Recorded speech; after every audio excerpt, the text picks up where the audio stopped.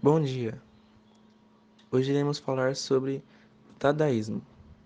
Os integrantes do grupo são Joyce, Jonathan, Kaique, Lucas, Mateus, Murilo e Samuel. Introdução. Dada foi um movimento artístico pertencente às vanguardas europeias do século XX, cujo lema era "A destruição também é criação".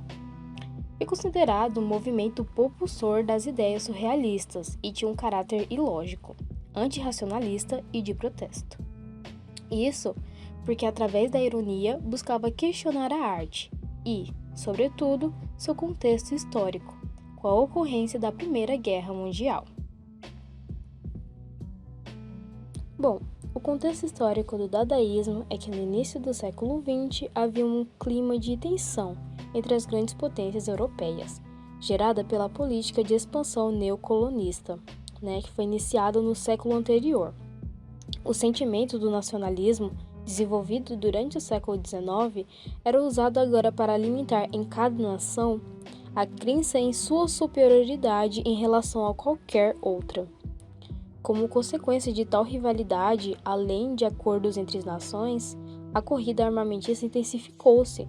Os países precisavam garantir seu poderio, fosse com acordos entre si, fosse com acúmulo de material bélico, para o caso de ocorrer algum conflito armado, que foi o que aconteceu em 1914, com o início da Primeira Guerra Mundial, que só teve fim em 1918.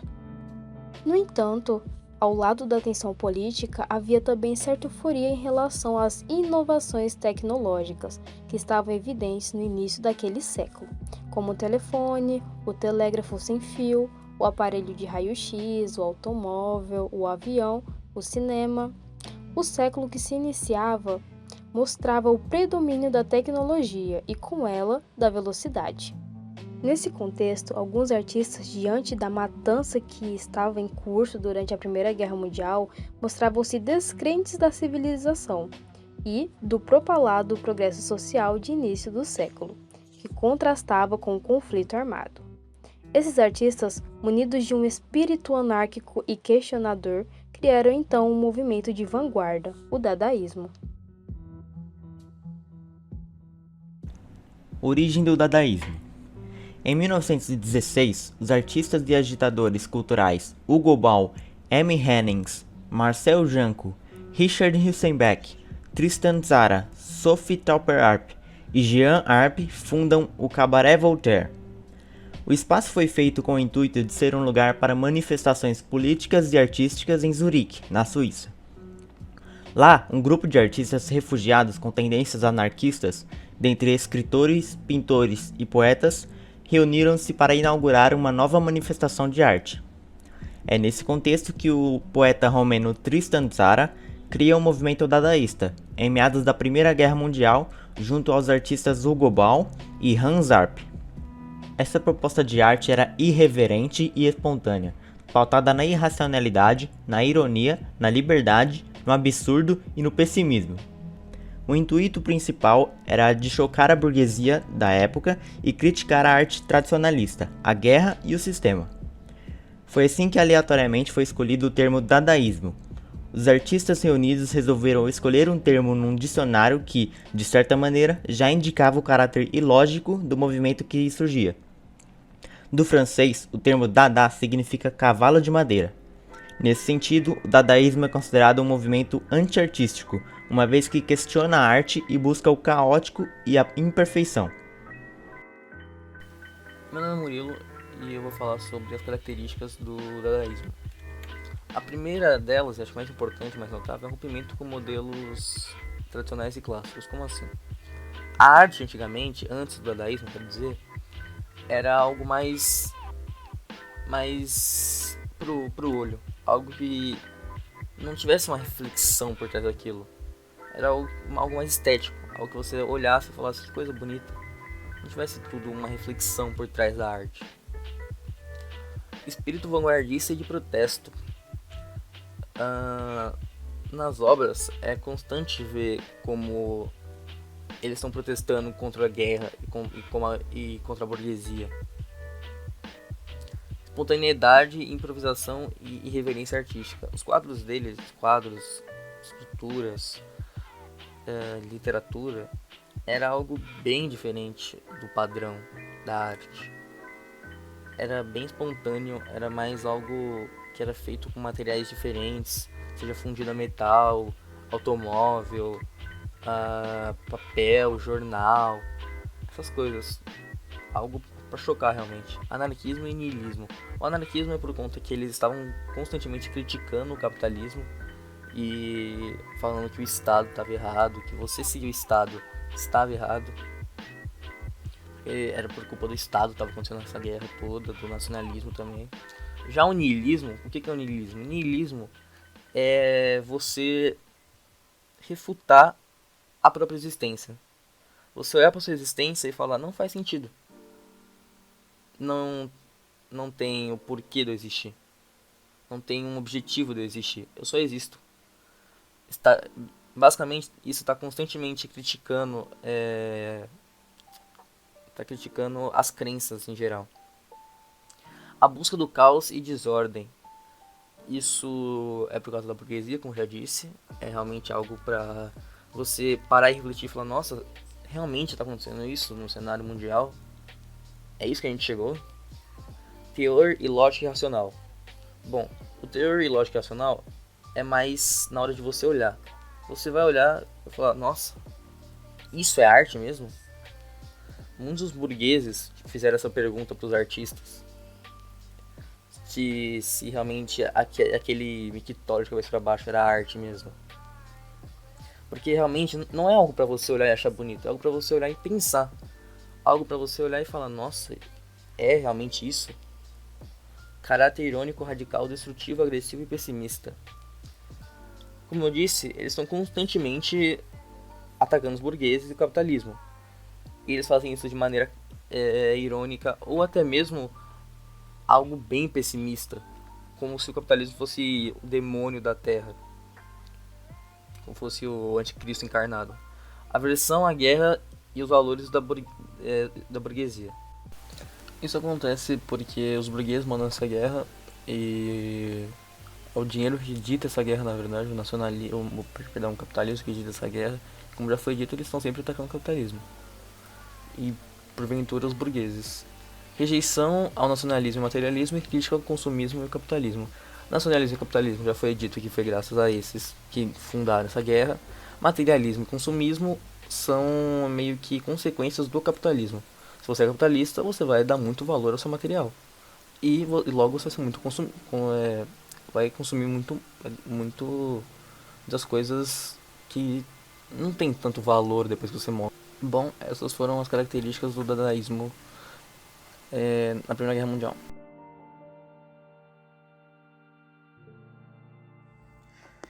O dadaísmo foi um movimento artístico pertencendo às vanguardas europeias do século XX. O dadaísmo tem como característica anarquismo e niilismo, busca do caos e desordem, teor ilógico e irracional, caráter irônico, radical, destrutivo, agressivo e pessimista.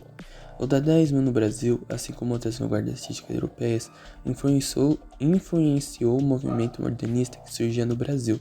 Sobretudo, após a Semana de Arte Moderna, podemos notar a influência do dadaísmo em algumas manifestações dos escritores Mário de Andrade e Manuel Madeira.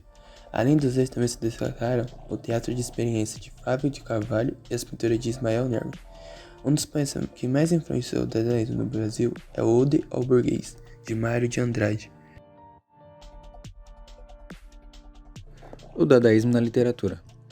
A falta de lógica e a espontaneidade do dadaísmo atingiram na literatura sua expressão máxima, se caracterizando através do improviso, da desordem e pela rejeição a qualquer tipo de racionalização e equilíbrio.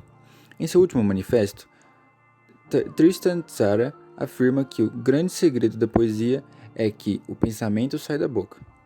Diante da dificuldade da compreensão desta afirmação, criou então uma receita de poema dadaísta para guiar seus seguidores. Nessa receita, ele diz: pegue um jornal, pegue uma tesoura, escolha um jornal, um artigo do tamanho que você deseja dar ao seu poema. Recorte o artigo. Recorte em seguida com atenção algumas palavras que formam esse artigo e meta-as num saco. Agite suavemente. Tire em seguida cada pedaço um após o outro. Copie conscienciosamente na ordem em que elas são tiradas do saco. O poema se parecerá com você. E ei-lo um escritor infinitamente original e de uma sensibilidade graciosa, ainda que incompreendido do público. O impacto causado pelo dadaísmo justifica-se plenamente pela atmosfera de confusão e desafio à lógica, sugerido por ele, optando por expressar de modo inconfundível suas opiniões acerca da arte oficial e também das próprias vanguardas, como por exemplo, sou o princípio contra os manifestos, como também sou contra os princípios. O Dada vem para obelir de vez lá a lógica, a organização, a postura racional, trazendo para a arte um caráter de espontaneidade e gratuidade total.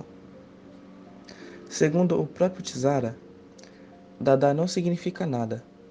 Sabe-se pelos jornais que os negros Crow denominam a cauda da vaca santa, Dada.